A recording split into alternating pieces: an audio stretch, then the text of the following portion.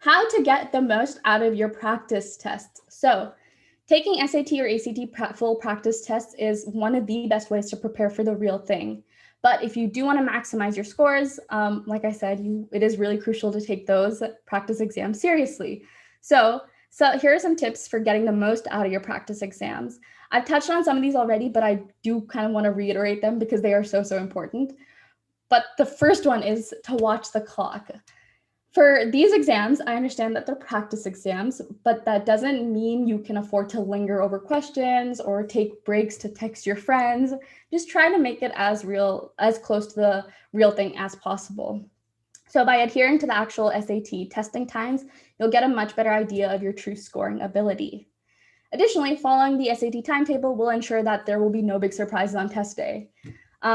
I remember on my test day, I was like, oh my gosh, like 4 hours of studying, but I was like, oh, wait, I practiced this, it'll be fine. So if you're already in that routine, if you already know what it's like to take a 4-hour exam and you've done it before multiple times, hopefully for at least like 5 times, it'll be fine on test day. Next is to simulate the testing environment. So students will sometimes feel intimidated when they sit down to take the SAT for real. Because they're accustomed to taking SAT full practice tests, maybe in their own home, in the comfort of their room, maybe on their bed, hopefully not on your bed. don't do a test on your bed, but maybe you've got music blaring in the background and maybe you take a lot of breaks for snacks and like all that.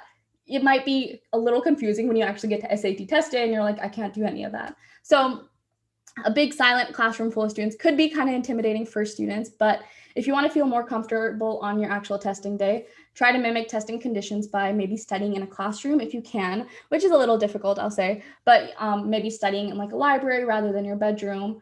I actually, like, for my routine, to like actually establish my routine, what I did was the weeks leading up to the exam, whenever I was taking an SAT practice test or an ACT practice test, I actually followed the same exact schedule I would on test day. So I woke up at the same time. I knew I had to drive an hour to my testing location, so I woke up much earlier than I had to.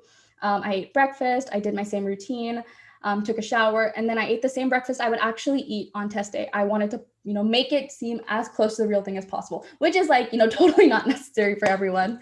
I took the same snacks that I ate during my practice exams, just so there were no surprises, just so I wasn't like, oh my gosh, this is different from what I had experienced on those practice test days.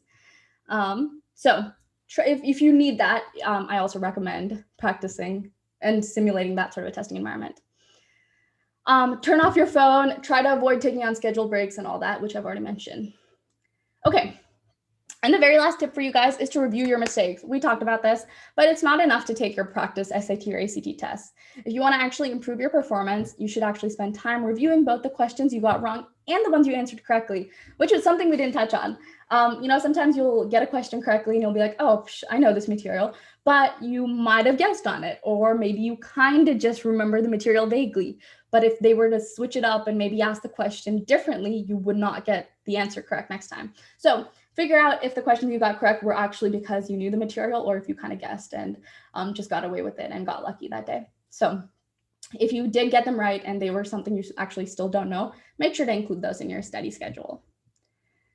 But not only can you determine what areas require improvement when you're actually reviewing, but you can also figure out where your strengths are. And that's important because you don't want to waste time studying subjects that you're already good at.